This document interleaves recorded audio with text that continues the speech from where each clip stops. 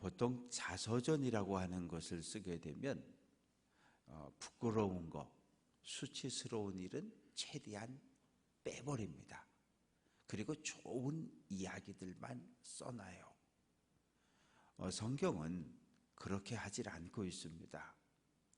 다윗의 인생에서 이렇게 딱 하나만 빼면 너무너무 좋은, 무엇일까요? 다윗이 왕이 됐습니다. 그리고 부하들은 암몬과 전쟁에 보내고 왕궁에서 있다가 낮에 낮잠을 자고 저녁 때 일어나서 왕궁 옥상을 이리저리 왔다 갔다 바람을 쐬다 보니까 목욕하는 한 여인이 눈에 들어왔고 그만 마음을 빼앗겨 버립니다. 저 여인이 누구냐? 누구의 집이냐? 지금 암몬과 전쟁에 나가 있는 우리아라고 하는 장군의 아내입니다. 그래, 가서 데려와라. 밤에 왕궁으로 불러들여요. 요즘 생각하면 이건 말도 안 되는 일인데 그 당시엔 그랬어요. 우리나라도 한 500년만 뒤로 시간을 돌려보면 조선시대 왕은 사람을 죽이기도 하고 살리기도 하는 그런 힘을 가지고 있잖아요. 다윗 왕 때도 그랬습니다. 왕은 하나님의 아들이었고 신의 대리자였고 사람을 죽이고 살릴 수도 있었어요. 그래서 충성스러운 장군 우리아의 아내 밧세바를 왕궁으로 데려오고 그리고 동침하고 아기 가졌다 소식을 듣고 장군 우리아를 전방에서 다윗성으로 데려오고 술을 먹이고 집에 갈 줄 알았더니 안 내려가고 그래서 어떻게 해요? 전방에 보내서 암몬과의 전쟁이 가장 심한 곳에 가장 앞장 세우고 병사들을 뒤로 빼서 죽게 만들었어요. 다윗의 인생에서 요 밧세바와 관련된 요 이야기 하나만 딱 빼버리면 다윗의 삶은 처음부터 끝까지 완벽해요.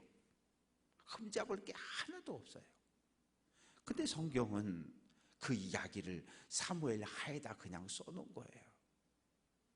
오늘 시편 32편 그리고 좀 뒤에 가면 시편 51편 이 두 편은 동일한 사건을 배경으로 하고 있어요.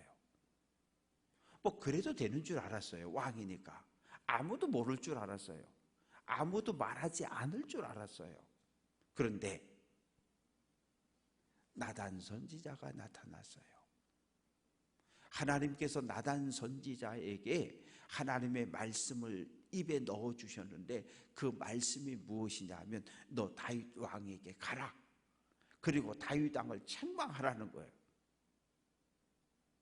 선지자의 위치는 하나님과 다윗 왕 사이입니다. 하나님과 백성들 사이예요.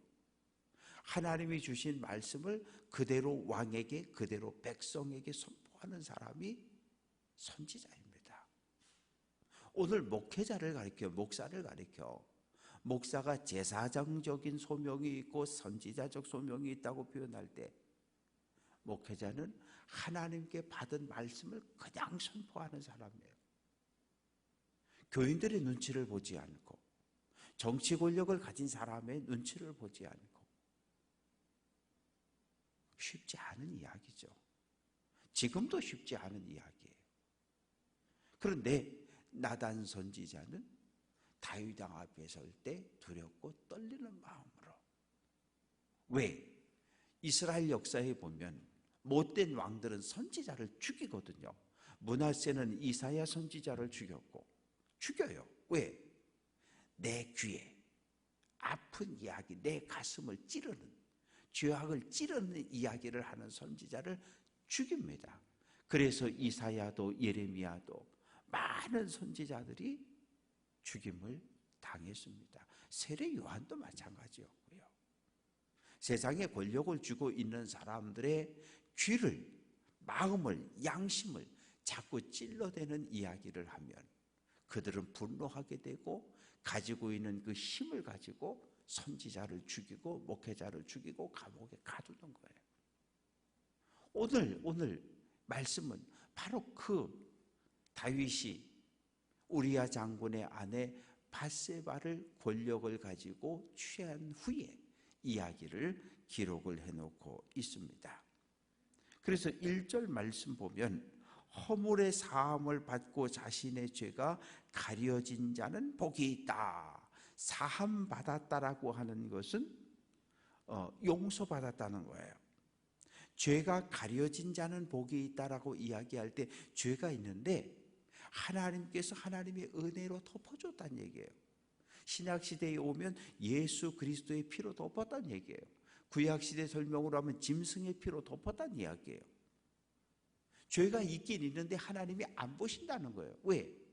짐승의 피가, 예수 그리스도의 피가 그 죄를 덮어버렸기 때문에 그 사람이 복이 있다는 거예요. 또 어떤 사람이 복이 있습니까? 2절 마음에 간사함이 없고, 간사하다는 얘기는 속인다는 이야기예요. 거짓말한다는 얘기예요. 사람을 속이는 사람은 하나님도 속일 수 있어요.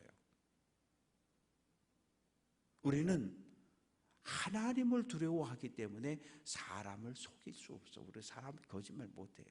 거짓말하면 얼굴이 빨개지고요. 거짓말하면 금방 표가 나요. 사람을 속이는 사람, 왜? 사람은 눈에 보이는 하나님의 형상이거든요. 하나님을 두려워하는 사람은 눈에 보이는 하나님의 형상을 가지고 있는 형제와 자매에게 거짓말을 할래 할 수가 없어요. 사람을 속이는 사람은 하나님도 속여요. 그래서 그 마음에 거짓이 없는 사람, 복이 있다는 거예요. 하나님의 법정에서 정죄를 받지 않은 사람, 하나님의 법정에 섰을 때 이 영혼 내 땅 너 유죄, 이러면 끝난 거잖아요. 하나님의 법정에서 정죄를 받지 않는 사람이 복이 있다. 그래서 시편 1편에서 이야기하는 복과 오늘 말씀에서 이야기하는 복은 조금 다른 것 같으나 결론은 같아요. 그래서 3절 말씀 보면 왜 이 죄의 사함을 받아야 되는지에 대해서 3절부터 7절까지 말씀 속에서 이야기하는데, 내가 입을 열지 아니할 때에 종일 신음함으로 내 뼈가 쇠하였다. 내가 죄를 짓고 그것이 죄인 줄 깨달았는데 인정하지 않는 거예요. 뭐 다른 사람 다 그런데 뭐 다른 사람 다 그래요. 아니 목사님 저만 그런 게 아니라 다른 사람 다 다른 성도들도 다 마찬가지예요. 아니 그러지 말자는 거예요. 다른 사람이 어떻게 살든지 나는 하나님 앞에 믿음을 지키고 살자는 거예요. 그게 하나님의 백성의 삶의 자세예요. 교회 공동체 안에서, 사회 공동체 안에서 한 사람 두 사람이 죄를 지으면 그걸 죄라 그래요. 그걸 죄라 그래요. 사회 전체에서 한 사람 두 사람이 외도하고 바람피면 그건 죄라 그래요. 그런데 100명 가운데 60명이 그러고 살면, 조선시대처럼 다 첩을 두고 살면, 둘째 부인 셋째 부인 데리고 살면 그건 죄가 아니라 문화가 돼버리는 거예요. 태어나는 그 순간부터 그런 문화 속에서 성장하고 그러면 그게 죄인 줄 모르는 거예요. 그래서 우리는 하나님 앞에 기도할 때는 하나님 모든 사람이 다 그러는데 왜 나만 가지고 그래요? 그건 안 된다는 거예요. 다른 사람이 어떻게 살든 우리는 거룩한 하나님의 백성이니까 하나님의 말씀에 안 된다라고 하는 건 하지 말라는 거예요. 구약 성경은 하지 말라는 게 많아요. 살인하지 말라, 거짓말하지 말라. 살인하지 말라는 신약시대에 와서 생명을 소중히 여기라는 말로 바뀌었어요. 그런데 우리에게 여러분 살인하지 마십시오, 살인은 죄입니다, 이 말하고 여러분 모든 생명을 사랑하셔야 됩니다. 어떤 게 지키기 쉬워요? 하지 말라는 명령이 지키기 쉬워요. 거짓말하지 말라, 거짓말하지 말라는 건 뭐예요? 진실을 이야기하라는 거예요. 그런데 우리는 거짓말하지 말라는 말을 더 잘 지켜요. 하지 말라는 명령은 집에만 있으면 웬만큼 다 지킬 수 있어요. 사람을 만나지 않으면 거짓말할 일도 없고 도둑질할 일도 있고 폭력, 살인 뭐 할 일이 없어. 웬만하면 집에 그냥 혼자 살면 웬만한 죄는 안 짓고 살 수 있어요. 그런데 문제는 죄를 졌어요. 죄를 졌는데 이거 입을 열지 않는 거예요. 입을 열지 않는다는 얘기는 죄를 인정하지 않는다는 얘기예요. 죄를 인정하지 않고 그냥 뭐 다른 사람도 다 그러는데 다른 사람도 다 그러는데 그런데 뭔가 계속 짓눌리는 거예요. 뭐가? 육체와 마음이 짓눌리는 거예요. 다윗은 이것을 하나님의 손, 4절 말씀 보면 주의 손이 주야로 밤과 낮으로 나를 누르시오니 하나님이 나를 짓눌러서 나를 고통스럽게 하니까 내 진액이 빠져서 여름 가뭄에 마름같이 되었다. 여름 비가 오지 않은 가뭄에 멀쩡하던 풀들이 시들시들하고 빼짝 말라 죽어버리는 것처럼 내 몸이 지금 그렇게 변했다는 거예요. 내 마음이 그렇게 지금 변했다는 거예요. 그래서 어떻게 해요? 5절 말씀 내가 이르기를 내 허물을 여호와께 자복하리라. 자복이라고 하는 단어는 하나님 앞에 내 마음속에 있는 죄를 꺼내서 하나님 앞에 던져버린다는 거예요. 우리가 그러지 않아요. 하나님 천부의 의지 없어 손들고 옵니다. 그러면 내 마음속에 있는 죄악들을 하나하나 꺼내놓는 거죠. 그게 자복인 거예요. 내 마음속에 내 마음을 짓누르고 있는 모든 죄악들을 꺼내서 하나님 앞에 집어 던져버리는 거예요. 십자가 앞에 던지는 거예요. 중요한 거는 집어 던졌으면 하나님 앞에 고백했으면 하나님이 용서하고 죄를 덮어주셨으면 그것을 믿음으로 받아들였으면 다시 집어 던진 죄를 또다시 주머니에 가슴에 끌어안고 나가진 말라자는 거예요. 교회 와서 정말 진심으로 나의 모든 죄악을 하나님 앞에 십자가 앞에 내던졌으면 웃으면서 가자는 거예요. 웃으면서. 근데 우린 그러지를 못해요. 와서 열심히 울부짖어 기도하고 해주실 줄로 믿습니다. 아멘. 그리고 나가면서 뒤 쓱 돌아다보고 다시 여기다 또 집어넣고 또 나가는 거예요. 그러면 이게 맨날 짓눌려 사는 거예요. 그러지 말자는 거예요. 내 죄 허물을 여호와께 자복하리라 하고 주께 내 죄를 아뢰고 죄악을 숨기지 아니하였더니 곧 주께서 내 죄악을 사하셨다. 죄를 끄집어내서 십자가 앞에 집어 던졌더니 예수 그리스도의 피가 덮었고 내 죄가 사함을 받았다는 거예요. 이게 다윗의 고백입니다. 아니 오늘 우리들의 믿음의 고백이기도 합니다.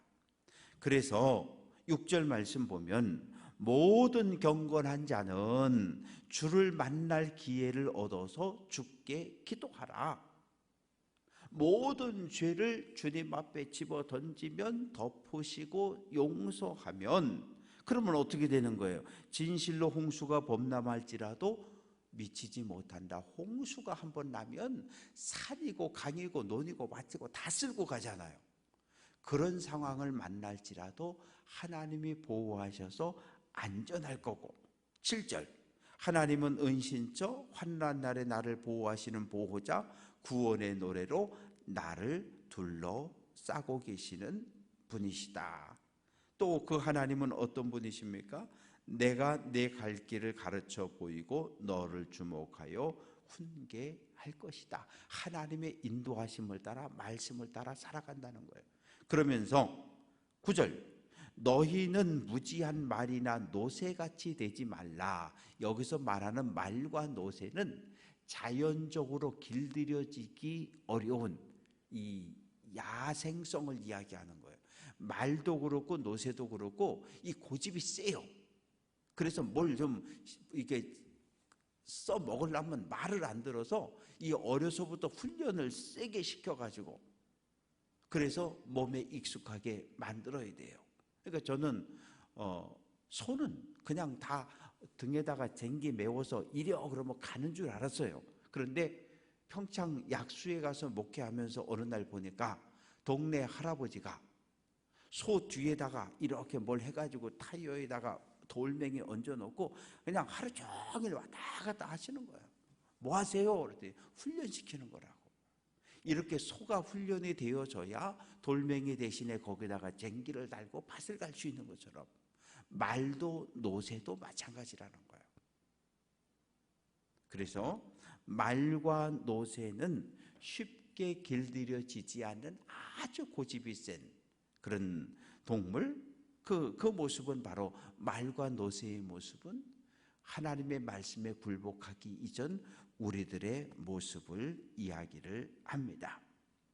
그래서 10절 악인에게는 많은 슬픔이 있지만 여호와를 신뢰하는 자에겐 하나님의 사랑이, 하나님의 은혜가 덮고 보호를 해주신다. 그러면서 11절 너희 의인들아, 지금까지는 나였어요. 다윗 한 사람이었는데, 다윗의 고백이었는데, 이제 11절은 너희 의인들아, 이스라엘 공동체를 향해서 선포합니다. 여호와를 기뻐하며 즐거워하라. 마음에 정직한 너희들아 다 즐거이 외치라. 구원의 하나님, 보호자 하나님, 피난처 되신 하나님을 찬양하라는 말로 오늘 말씀을 고백하고 있습니다. 말씀을 정리해 봅니다. 다윗은 죄를 지었어요.